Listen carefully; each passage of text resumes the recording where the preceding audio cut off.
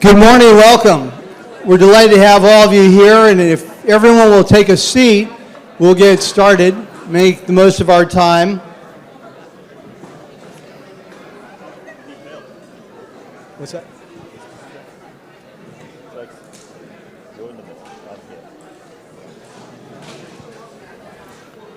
Okay, good morning. Welcome, Christ Church, and those who are watching us via live stream. We're delighted to have you with us. Today we have three wonderful presenters at our forum, which is entitled Ethics in the Workplace in an Evolving World. And let me quickly introduce them. Bill Harrison was born and raised in Rocky Mount, North Carolina, in the eastern part of the state.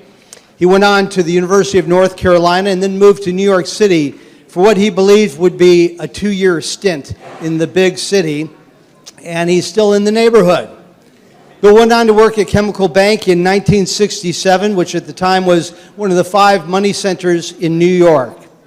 He pursued an illustrious career in banking, being one of the industry leaders from the 1980s onward, being at the center of growth and the success of Chemical Bank and its successors. He was part of all the mergers that eventually created J.P. Morgan Chase, which I believe is the largest bank in the world today.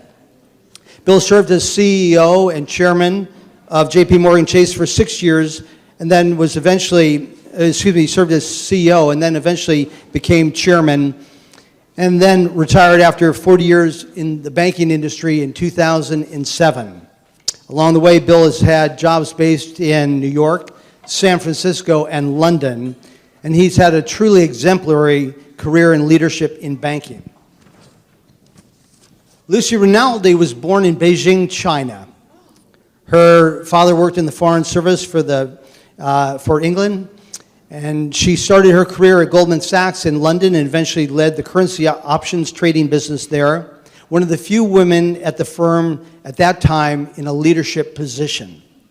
Lucy then joined Bankers Trust and became head of the International Private Bank, running the private bank for all the offices except for those in North America. And she was one of the first women partners at the bank. Lucy retired from the bank in 1996 to focus on bringing up her 2 boys, ages 4 and 1.5. But then when they were in middle school, Lucy thought it'd be a good idea for the boys to see that women could have jobs and a career. So she became the chief investment officer for the Albert and Mary Lasker Foundation, a job she holds to this day. Dominic Casserly was born in the United Kingdom and brought up in London. His career has 3 chapters. Chapter 1, a 30-year career with McKinsey & Company, the management consulting firm, where she was a senior partner, and along the way led offices in Asia and the offices in the UK, Ireland, and the Middle East, and was on the board of McKinsey. He was based in New York, Hong Kong, and London while at McKinsey. Chapter 2 began in 2012 when Dominic became the CEO of Willis, the Willis Group, the global insurance broker, and then merged Willis and Towers Watson to create Willis Towers Watson, today a public listed company with 45,000 employees. Chapter 3 began in 2017 when Dominic joined Warburg Pincus, the private equity firm, to become an investor, a career he continues to this day. Now let me hand over the microphone to Dominic, who will be moderating our discussion today. And please join me in welcoming this illustrious panel.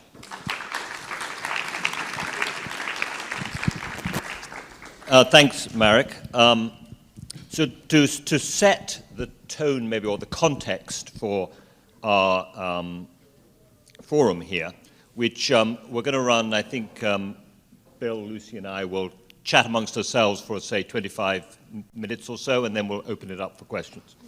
I wanted to set forth a couple of examples of morality issues in business. One is what I describe as the clashing morality. One argument goes as follows. You should run a company for all its stakeholders, employees, customers, the community, the environment, and investors. Even if this means a little lower profit, that is the right thing to do. That's argument number 1. Argument number 2 against that is the pensions of union workers, government workers, most of the population are dependent upon the profits of your company. The moral thing to do is to raise those profits as much as possible to give out the pensions to the pensioners, not to lower profits to consider other stakeholders. One example of morality in the workplace. Another one is you should run your company for the long term so that you have profits forever and you can sustain payouts to pensioners for the long term. So if lower profits in the short term can build profits in the long term, that is the right thing to do. The counter-argument: today's pensioners should not be martyrs for tomorrow's pensioners. The only thing a manager can be sure of is the short term. And morally, they should try to maximize today's profits and serve today's pensioners, not cheat them by thinking about the future. So, with that, just to set a bit of context to some of the issues faced, let me start and turn to Bill first with a broad question. In your mind, Bill, is there a difference for you between ethics and morality in the workplace versus in your day-to-day life? So I think it's a great question to start with, because I think there's sort of a view by certainly the majority of people, it seems, that ethics in the workplace are not the same as they are at home and with individuals. Now, I think about that a little differently, and as this as we said, it's a personal view.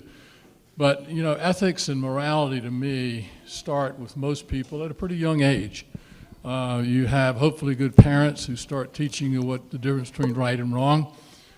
You have teachers, you have friends, you have coaches, and almost by the time, before you go to work, once you get out of college, I think a lot of people already have a pretty solid set of morals and values and ethics. So then you go in the workplace, and this gets back to what's the difference for me. I don't distinguish between the two that much, and so I never struggled, the CEO of JP Morgan or having a wonderful family and how you tried to lead that, because I think you try to do right and wrong. You try to understand that, and so if you have a family, you're trying to teach your kids, you're trying to represent these values to people around you. And when I go into JP Morgan and became CEO, I felt the same way. We have a set of values that you believe in, what's right, what's wrong, and that's how you want to run the company. And I think like families and individuals, they are people who represent great values and ethics, and there's some who don't. I mean, that's just life. And we found the same in the business world. There are some companies and leaders that run these companies, I think, with great ethics and morality, and there's some that don't. But that's life, and you'll find that because it's all driven by individuals at the end of the day. So I don't really distinguish between the two, and the only thing I would say is the difference would be that the ethics and morality issues that you run across in a large organization are more numerous than what happens day to day when you're in a family and dealing with just your own little universe. So you're running across different types of ethics and morality issues sometimes, and they are more often and more frequent, but that's sort of the difference to me. So my answer is I hope not. Many years ago, when I was applying to go to university, our school did a course to help you do that. And one of the things you had to do was write an essay every week, and they gave you interesting questions. And one of the questions which has stuck with me ever since, and about 3 o'clock in the morning I still ponder sometimes, is if a Martian came down to Earth and was asked to report back as to the difference between work and play, how would they tell the difference? And I hope in terms of ethics that the answer would be that they wouldn't, that there would be rules around both work and play, and that people would be applying the same thing. I think Bill is right. You see a lot more of the problems coming through when you're involved in day-to-day business than you do, hopefully, in your home life, but I think the same rules apply. The values that you're brought up with still apply. my two fellow forum leaders here have insisted that I answer these questions too. I tried to get myself into this position as just the convener, but I was told I wasn't allowed to do that. So my view is similar to my friends here. I do think, though, that in business, the ethical issues can get very raw very quickly because you're dealing with money in many cases, or people's careers, and it can get very raw and very tense very quickly. You're also dealing in any large organization with issues usually cutting across geographies, so you start to deal with the different ethical starting points of people who've grown up in different cultures, which you tend not to get so much in your day-to-day life. And in a multinational company, that does start to create some different sorts of ethical tensions, where both sides think they are completely in the right, because they're coming from slightly different starting points. All right, so with that as context, I'm going to ask each of you to think about and talk to us about a moral issue you had to deal with in your business life. What was the ethical issue you were grappling with? How did you resolve it? And why? So Bill, you want to go first? There are lots of, we talked about this ahead of time, there are lots of examples that I could give. And as I said, they tend to be more in the workplace than you deal with every day at home, thank goodness. But one example to me, which was I'll never forget, it was 1985 era. I was running our U.S. corporate division. One of our most important clients was a big private company. It was a consumer products company. You'd know the name. We were their lead bank, and I was sort of the lead account officer, client person for that account. And the CFO in a meeting I had said, we've got a huge real estate project we want to do, but we don't want to guarantee the debt. The real estate project has to stand on its own, and you need to look at it that way. But you will never lose money on it. We will give you a verbal assurance that it'll be fine. Well, that was back in 1985. From an accounting perspective, that was totally allowed to do. So then it just depended on what was your trust in that person who told you that, in the company that told you that. Well, it was a lot of money, and it was like $500 million, which back then was a lot of money to lend somebody, and believe it or not.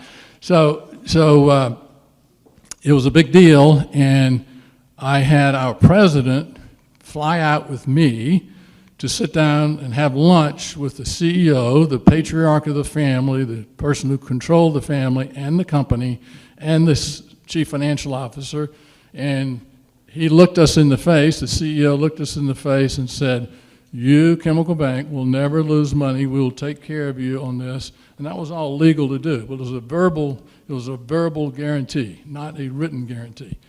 Well, fast forward the tape, about a year and a half later, the CFO showed up in my office. I had a meeting with a bunch of our folks to see how things were going, and he said, not well. He said, the real estate project is failing. We will not support it. And it's all yours. Here are the keys to the project. And, you know, that's a shocker when something like that happens with people that you really trust and you thought were dealing in great faith and great ethical values. Well, we were very upset about it, of course, not only because of the money, but because of the principle of it. So we took him to court, and it was an ugly legal battle before we got to court. It was like a 10 o'clock court session that was supposed to start, and at 9 o'clock we get a call from the company to say that they have decided that they will pay us principal and interest on the loan and pay us back. So the good news is we stood up for a moral principle and we won. And I think we won because they thought they could lose the case. But they honored it and we got our money back. The bad news is we never did business with that company again because they didn't want to do business with us and we probably didn't want to do business with them, so we lost a huge relationship. But I always felt good about it because it was the right thing to do. And I want to give you two examples at completely the other end of the scale. One of which happened to me, and one of which I was involved at the other end. The one which happened to me was at the end of the first year that I'd been working, and I was hired, and Goldman Sachs at that time was very small. There were literally 100 people in the company in London. And I was hired, and a couple of months before I was hired, another man was hired as well, and we were equivalent levels, and we were working for the same boss, slightly different parts of the firm, but we were working for the same boss. And at the end of the year, I was very young and naive. Surprise, surprise, he said, I need to speak to you, and he said, it's bonus time. And I was very pleased, because I didn't know that there were bonuses at this point. And he said, the good news is it's bonus time, and you've done really well. You and your colleague, Dave, have both done really well, and we're very happy, and I'm going to give you a bonus. He said, however, I've only been allotted this much, and your colleague has a wife who doesn't work, and you have a husband who does. So I'm going to give him 75% of the bonus, and you're going to get 25% of the bonus. Not kidding. And he said, I will make it up to you next year. I said nothing. I thanked him. Frankly, I wasn't expecting anything anyway, but I went away and I seethed for a year. And he made it up to me in spades the following year. But I kept that with me all the time, because he had no idea what my personal circumstances were. He just looked at the surface and he made a judgment about my circumstances versus this other man. And frankly, I didn't think that was appropriate for him to do. You know, I was supposed to be an employee and I was supposed to be paid like anybody else. But I didn't do anything about it, so that's one example. The other one was, again in my first year, I was sent out with a team of 3 other people to some universities in the United Kingdom and told, go hire other people like yourself. So we went out, and because we had to travel a bit, we went and stayed in a hotel the night before, and we met for breakfast in the morning, and we had the resumes of the people we were interviewing, and we sat down and divided up who was going to be interviewing whom. And the one guy, we were all British, and the one guy looked up over the thing and he said, I can't interview women. I was myself and 3 men, and I looked at him and we kind of went, what? And he said, I cannot interview women. And we said, why? And he said, because I'll be totally honest. He said, I will want to hire anybody who's good looking, and I will not want to hire anybody who isn't. So that one was very easy. We said, well, you know, at least you're being honest, right? And we reassigned all the women amongst the rest of us, and we carried right on. But again, it was a very good lesson to me, thinking about it and going, you have to recognize your own failings, and I gave him a lot of credit for this, and we actually hired several very good women that day, good looking and not. My example is when I became the CEO of this company called Willis, which is a publicly traded company on the New York Stock Exchange. One of the things that came across my desk as I was getting up to speed on everything, not immediately, I have to say, was the charitable giving of the company. Like most companies, we had a charitable giving activity. And as I looked at it and learned more about it, I realized that about 90% of our giving was tied to charities on which the CEO or board members were very active. And it became pretty clear, too, that they were getting actually a lot of social cachet and status in the community based upon the fact that large checks linked to their name were going to these charities. Now, there was nothing wrong with the charities. You know, they were perfectly fine charities. They just happened to be the personal, friendly activities of these people. Luckily, with the assistance of the chairman of the company, we decided to unwind this entirely. We went through a process of choosing the charities that were in line with our mission statement and the things we were doing in the community, and by the way, in our communities, and go through an objective process to decide how we give. This was hugely unpopular, right? And it was slightly high risk because these dear board members actually controlled my future at the firm and were somewhat unamused. The good news is 2 of them resigned on the spot. Pretty much. And so that was, they just left left the company. And so that was resolved. But it was a thing where, we just had to say this is the right thing to do, and what is being done here is not right. I have another example. I'm going to stand. These stools aren't very friendly to my back, but this is one that you'll all relate to because it gets a lot of publicity. I was on the Merck, the big pharmaceutical companies. I was on their board for 17 years, lead director, so I was very involved there, and it was a fascinating journey for me. But one of the things that the big pharmaceuticals do to be successful is invest a lot of money in research and development for new drugs.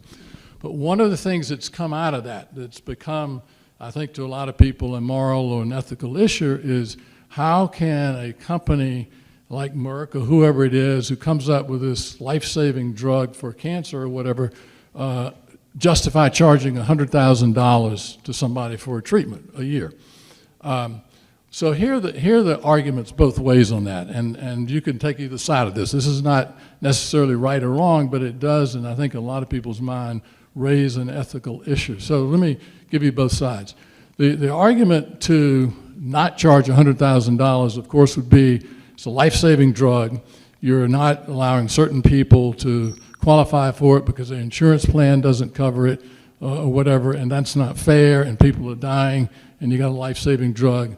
Go take care of them.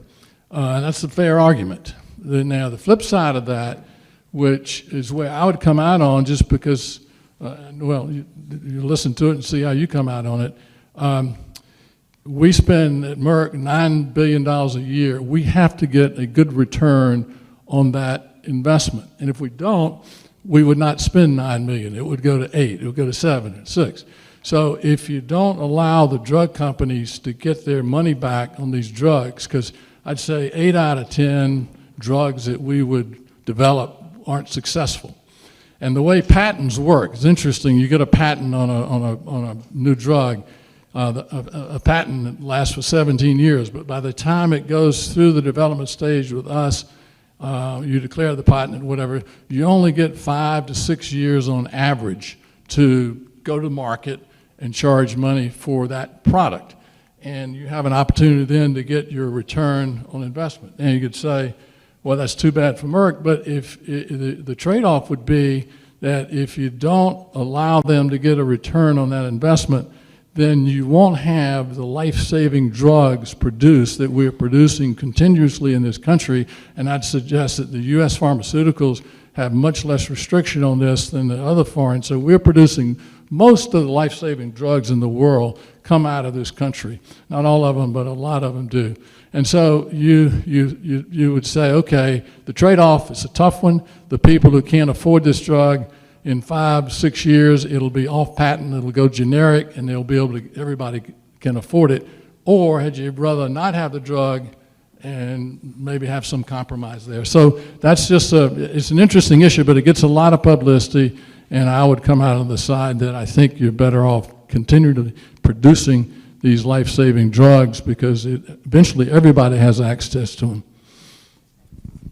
Great. Thank you, Bill. I'm going to change the topic now to ask the two of you the following. And maybe we'll begin with you, Lucy. Are ethics and values evolving and changing in the workplace, and why? Yes. Probably because they always have. If we think a couple of hundred years ago, we had slaves and so on, and our values are changing in general. I think if you think about what's happened around the pandemic and people talking about working from home and having work-life balance and so on, I think people would say that that's a change in general. I would say the core values don't change, though. I think the basic concept behind good leaders, good companies, stay with not a sense of leveling a playing field, but staying with a sense of trying to do the right thing. In my job now, I work for a foundation, and we are supposed to be around forever as a foundation. And so part of my job is to make sure that the money we invest is there forever. That's very difficult when you have people who think short term, and I think and hope that people are looking a little further abroad than that. Yeah, it's a great question, and I think ethics and morality definitely does evolve, some for the better, some for the worse. But a really vivid example to me is to talk about homosexuality, because just take it from an individual perspective. When I grew up in North Carolina 60 years ago, if someone was homosexual, they were sort of outcasts. They just were. And that was the ethical principle of the community. And that's just accepted. Your parents felt that way and whatever. And that began to change.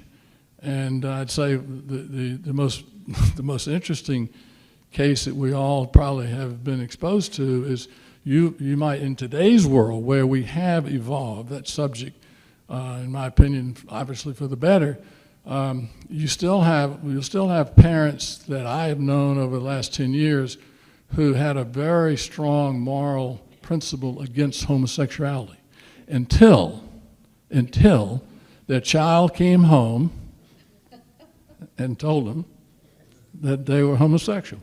So at that point, you have to make a decision as to, do I love my child? Does that come first? Or was I wrong in my thinking? And I don't, thank goodness I don't know any of my friends who haven't come out on the love their child aspect of that and accept now homosexuality, which is the way, in my opinion, it should be. Now the same thing happened in the workplace. I'd say when I started in 1967, 68, homosexuality was not something that was rewarded or at all. It was a big negative on someone, and so nobody talked about it. And I remember our chairman came along, about halfway through my career, and his daughter had come home and said that she was homosexual, and he led a great charge in the company to get people to be tolerant and accepting of homosexuality, and that was going on in the corporate world. It was beginning to change, and it's obviously going on in families and whatever. But that's a great example, I think, of ethics and morality evolving, which is good. All right, I'm going to open it up for questions now to our audience, and I'm going to start in the back. Yeah, let's get. Can we? You're loud enough. It's definitely loud enough. Always happen. As someone who was in corporations at the lower level and then higher levels, we have CEOs, we have CFOs, we have COOs, and this is a bit facetious, but I think we need a chief prophet. There she is. Chief prophet in the corporate world. And by that I mean, how do you, in a large company in particular, but even smaller ones, create an environment where people feel that they can reveal that there is unethical, immoral behavior going on without fearing for their careers, for their bonuses, for all the things? And certainly I've been in that position, and it's terrifying. And the higher up and the bigger a company, the more difficult it is for the leaders to know what's really going on. Thank you. I think the answer to that is it starts at the top. The couple of places that I've worked, the leadership has always been very clear that they expect people to be ethical and to behave ethically. I'll give you one example of that. I had a very large client at one point in my career. It meant that the company I worked for made a lot of money from that client. And the client knew it, and they were fine, and the client was doing just fine as well. And then I got a call one day from the client's, the boss of the person I was working with at the client. And he said, we've had to fire the young man that I was working with. And he said, you'll hear the details later. They actually became very public later. But he said, as a result, we've ended up with a very large portfolio that he's put together. And we don't have anybody here who can run it, eventually maybe, but right now we don't. and we need to unwind it. And we would like you, Lucy, to unwind it. And so I said, well, let me call you back. And I went and talked to the person I worked for and explained the situation. And they said, fine, you can spend however long they want you to, and it took a month, unwinding this, but we're not going to ask you a thing about this portfolio. You can unwind it with us, you can unwind it with somebody else, but you're going to do that. And I believe to this day that came from the top. It was a culture that you did the right thing. The practicalities today is most large companies of any sort have a secret, not secret, a very publicly listed telephone number or website that employees can go to for exactly the reasons you articulate, which usually goes straight to the board and bypasses management completely, well, it has to bypass management completely. And at every board meeting, there's a review, have we had calls come in on this line? They usually have to get reviewed by somebody, probably an outside lawyer, because there is always the risk that they can be used for malicious purposes. I don't like my boss, so I'm going to make unfounded claims against them or whatever. So there has to go a little bit of due diligence. But most large companies now have a line for all employees to be able to use for exactly the reasons you articulated. I think it's a great question, and I totally sympathize with it. I would say, though, that let's translate that back to the individual. I know I do, and I'm sure everybody in this room, you'll see things day to day in your life that you don't like, that are right or wrong, that aren't exactly in your universe, so you choose not to deal with it, or you may choose to deal with it. Now, in a corporate workplace, in your example, you can choose to deal with it or not deal with it, and you make a risk assessment on that. And that's sort of, we do that a lot. And I'd say it was not exempt just to lower level people. When I was CEO, I had a number of ethical situations that hit my desk that were wrong, but I decided not to deal with them because it would have done more harm to more people in the company if I dealt with it. But that's sort of the reality of this. It's just, the decisions you got to take from day to day, whether you're in a company or a family, to deal with it or not deal with it when you see things that you think are wrong. Can you hear me? Oh, good. I want to go back to Dominic's, his first talk about the 4 different ways you can deal with things, and the 4 different models. And one of the things that really dogs companies right now is dealing with suppliers who are of, questionable nature. They come from, bad regimes. Obviously, we know. I think the best example, I guess, is Apple dealing with suppliers in China, the Uyghurs. We can do all that. How do you go about solving that problem within the context of those 4? Well, first of all, I don't think you make sweeping generalities about suppliers from China. That's the first thing you don't do, right? You have to, anyone who's looking at supply chain is now duty bound, particularly because of the focus on it, to really understand who's involved.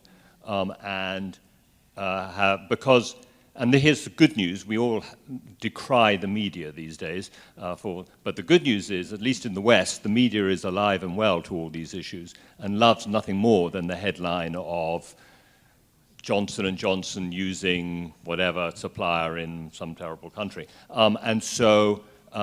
I think today, I don't envy the job of people who manage the supply chain for large companies, because on top of all the usual things they have, which is sourcing things at a good price, which are of high quality, etc., they've got to worry about all these issues. I mean, I really feel sorry for the people who are sourcing textiles from Bangladesh, right? And trying to be really, really sure that the factory conditions are up to a reasonable standard. And there are processes of getting them vetted, etc. But the idea that you are going to be sending people out there every day to make sure there's no child labor, I mean, it must be very, very hard, right? But I think the only way around this supply chain issue is a lot of hard work. There's a lot of hard work to decide who is right and who's wrong and getting rid of the people who are inappropriate. Hi, I'm Jim Finn. Having been fortunate enough to work for Bill from the day he became CEO through the JP Morgan deal, I can tell you he is that ethical leader. Quick question. How has the deterioration of our discourse through politics, social media, affected the leadership environment around the C-suite?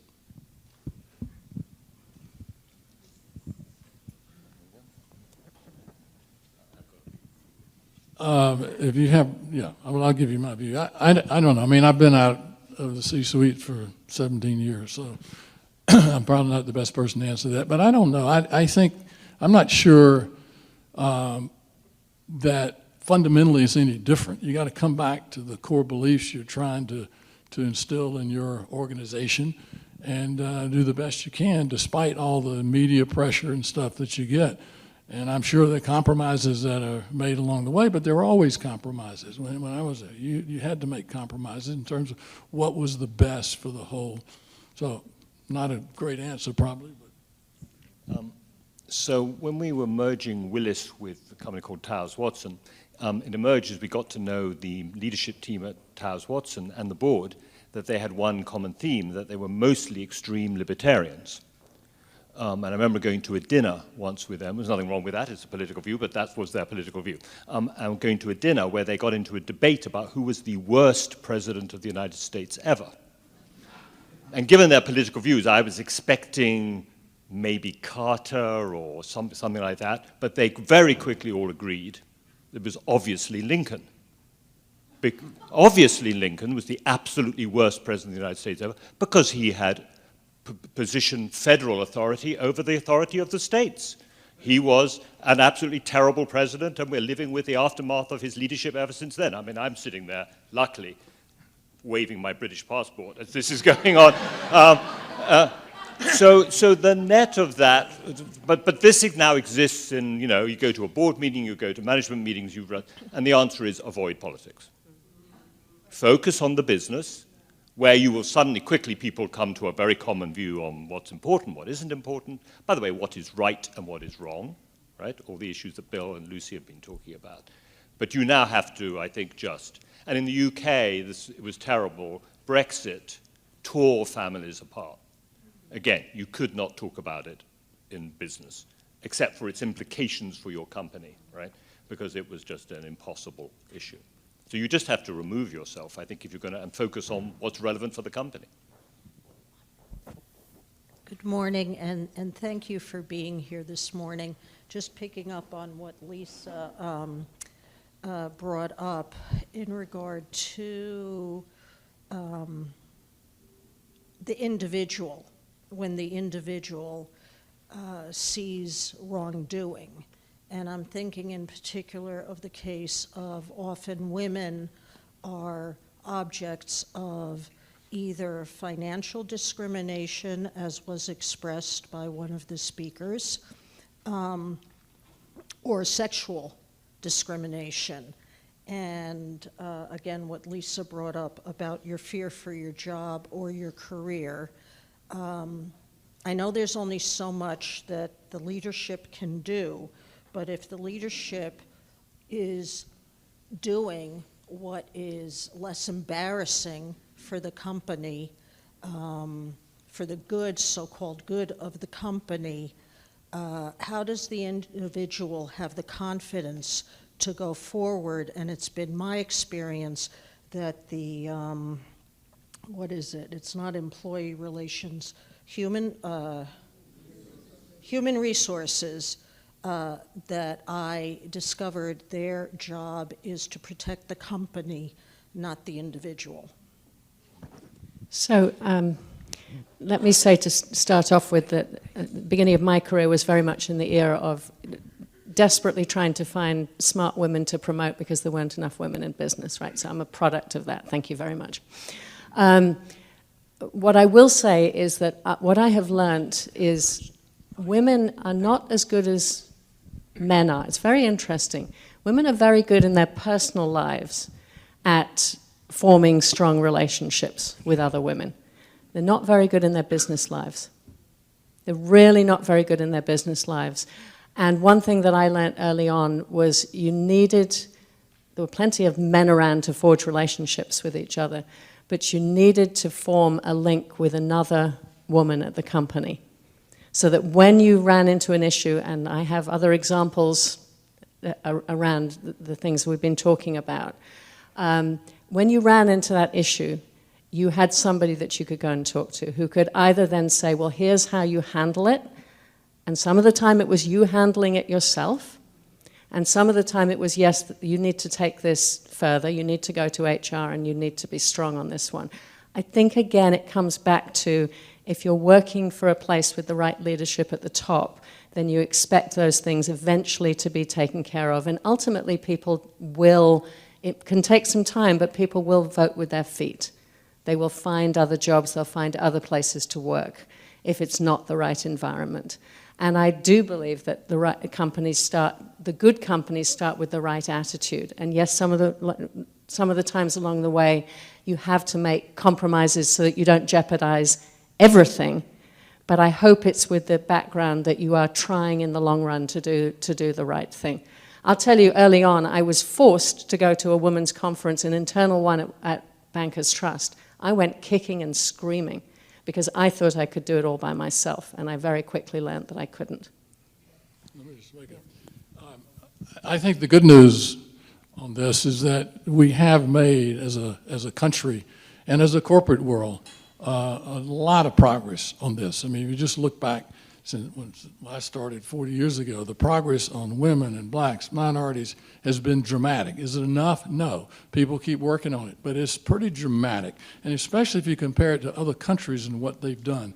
So there are a lot of good things that are clearly happening, and I think, sort of back to the C-suite thing, Jamie Dimon succeeded me, and J.P. Morgan's been very successful, and I'd say because of the success of the bank under Jamie, he's been able to do things that I couldn't do on a lot of these subjects just because he's got more leverage to do what he thinks is right.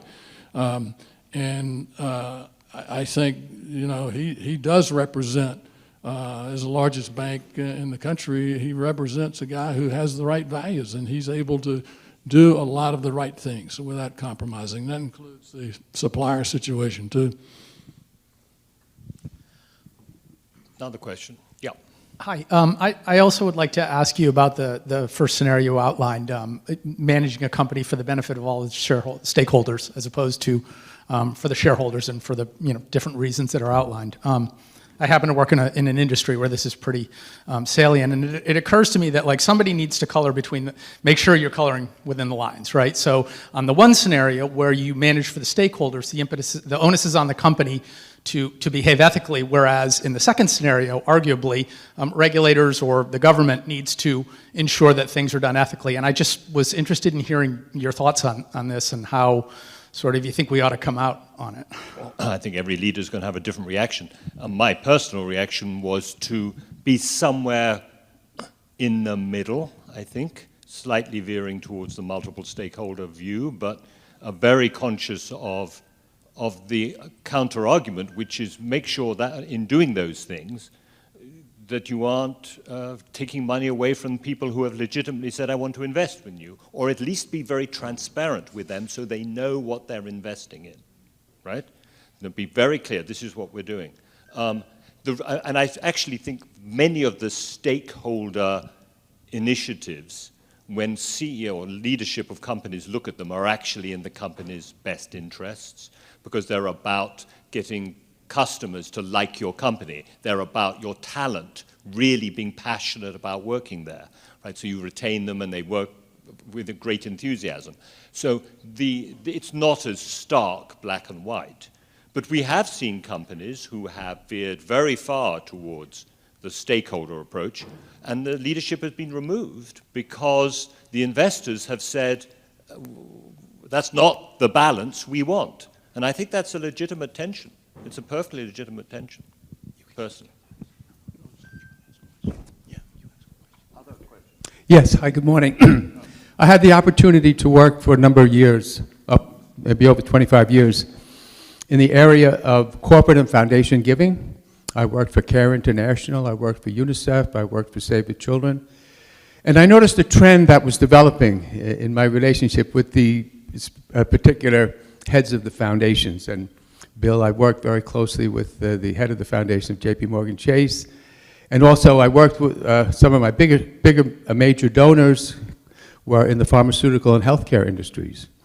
And I noticed a trend, and I'd like you to comment on it. Basically, I noticed more and more the corporations focusing more now on giving to programs and projects that are more in keeping with the business interests of the company. So, for example, the head of one of the ranking members of the pharmaceutical company foundation where I work, she called me and she says, "Charlie, we have to talk." And she says, "We no longer can support the childhood education program that we've been doing for many years. We love the program, but we've got a directive now from corporate that we now need to direct our giving more toward the healthcare, more toward programs that would eventually drive customers and community members toward our company and our projects, our products and services." I would like you to comment. How do you feel about that? Is that an ethical issue, or that you feel you need to address, or do the companies have the right to support whoever they want and wherever they want to do it? Yeah, I think we've covered some of this, in that companies are going to want to do a certain amount of things that are not purely profit-driven. But if you carry that too far, the company's share price goes down, the company doesn't do well, they won't be able to do anything. They won't be able to compete globally. And so you have to be careful not to push companies to do more than it sort of makes sense. And as Dominic says, a lot of things companies are now drifting into are projects that are good for the communities and society and whatever, but also are good for the bank. Now that's sort of a nice compromise, because if you push the company too far to spend money on things they're not getting anything out of, the shareholders, and I'll tell you, we had, as you got exposed to our foundation, I love what we were doing, but I got a lot of heat from shareholders sometimes about, hey, that's not your money to give away. You're supposed to run a bank. If give it to us and we'll give it away through the dividends or whatever. But so you get into that. You have to be careful with that, because at the end of the day, you got to run a successful organization. But the one quick example on what J.P. Morgan did, and Jamie Dimon did this, is that Detroit, if you go back, the last 10, 15 years was longer than that, is really declining, struggling big time. And he went out and with his team, and they came up working with the mayor and the city, a project to help revitalize a good part of the downtrodden part of Detroit. And they did. Now that's good for the bank, because all of a sudden if Detroit starts doing better, then we do better, because we have branches out there and business out there. But that was an example where it works both ways. And it was hugely successful. It was on 60 Minutes, I think. Stuff. We've got one last question. It's Dick. I want to ask two brief ones. Go ahead, Dick. Recently, we had the news about Fox News and the Dominion, I think it was Dominion Voting Systems, whereby you had the faces on Fox News who knew that they were giving false information when they were broadcasting it, because it was in the interest of the shareholders of Fox News, supposedly. My question to you is, what do you think will be the implications from that? Yes, it was settled out of court, but what do you think the implications will be that for ethical standards in the broadcasting and news industry? So I think $700 and something million speaks for what, and it would have been potentially more if it had gone to court. So that's obviously an appalling case. Just before you get too excited, however, about the political divide, it is very clear that CNN has seen, who's drifted politically to be the other side of the avenue, if you like, from Fox, has seen declining ratings in the last year. And guess what? They suddenly have Donald Trump doing a town hall, right? And if we don't think that was an attempt to get their ratings up, and the editorial activity was being driven by rating requirements, and I think we will see CNN's CNN's positioning on a lot of issues will move from what it has become to something more centrist, I think, completely driven by ratings. So I'm afraid we live in the media is a commercial enterprise. Unfortunately, that's why I'm a great fan of the BBC. It is a commercial enterprise and is driven by, can we get advertisers? And if you're a news program and you drift politically and it doesn't work, the editors will say, we better try something different. Because at the end of the day, I'm running a business, which is a problem in my view. But anyway, that's... So two brief questions to close out. I once had lunch with one of my former parishioners who was the CEO of a major corporation called Airgas. And I asked him over lunch, I said, Peter, I know your title, you're Chief Executive Officer, CEO, but in a sentence or two, could you tell me what that means to you? And Peter replied without, a pause, Chief Environmental Officer. I said, I get that. That is really helpful. In what insights do you have for how a leader can come into an institution and transform or elevate the culture? If there's been sexual harassment, corruption, or people doing things that just aren't appropriate, what are some of the ways you can start to turn that around and develop a culture that's different? Well, I think it starts from the top. We've talked about that. And it starts from the top. And for example, every time we did a merger, and we did a lot of mergers in my career, every time you do a merger, you'd sit down with your top 15 people and your management team on both sides, and you'd come up with a vision, a strategy, values, how do we want to run this place, what's right and wrong, and whatever. And that's something we then would take and try to push out in the organization.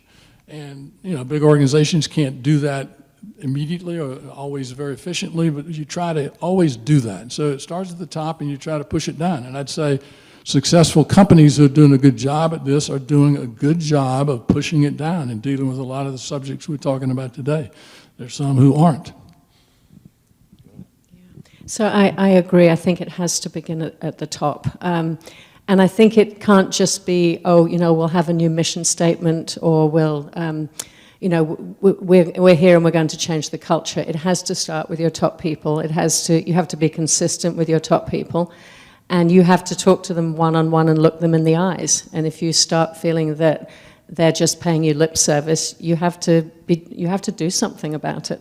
So I think if you're in a really difficult environment, you have to be ready to do the right thing. You just do. Yeah, and it requires two things: analysis, i.e. what is the problem with the culture, what are the issues, and I'm afraid a hard heart that people won't like, but it does mean you discover there are 35 people who are basically bad eggs, right, in the company, who are creating cultural problems. You have to get rid of them. And by the way, those people have families and children, and they're relying on the income, but they are souring, they have the wrong cultural attitudes, and you have to fire them. And for the good of the culture of the organization and the sort of ways the company behaves in society, etc. And you can't do that without breaking some glass if it's been headed in the wrong direction. Last question. I think so much of our ethical formation comes from home.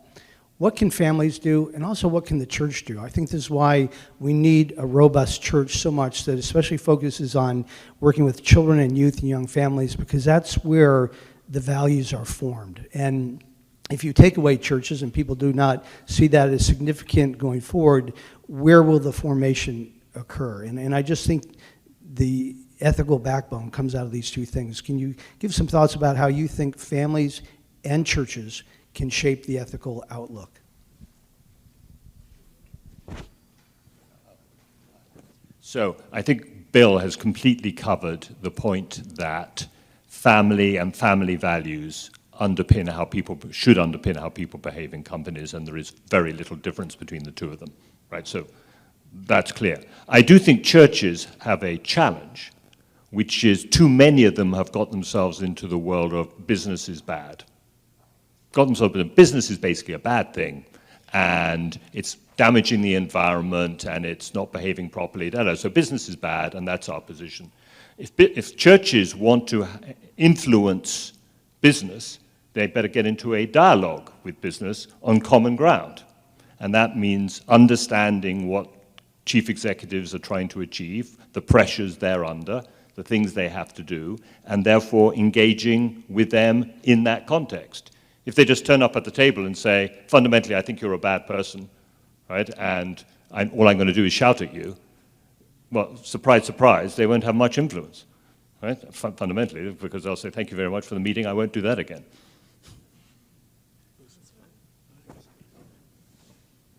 That's a great response, and thank you so much. And that's exactly what we're doing here by engaging church and corporate leaders and helping us to think through what can we do together, how can we build a moral institution, a moral fabric to our communities, and you all have been so articulate and thoughtful. We appreciate it greatly. God bless you all. Thank you all for coming out today.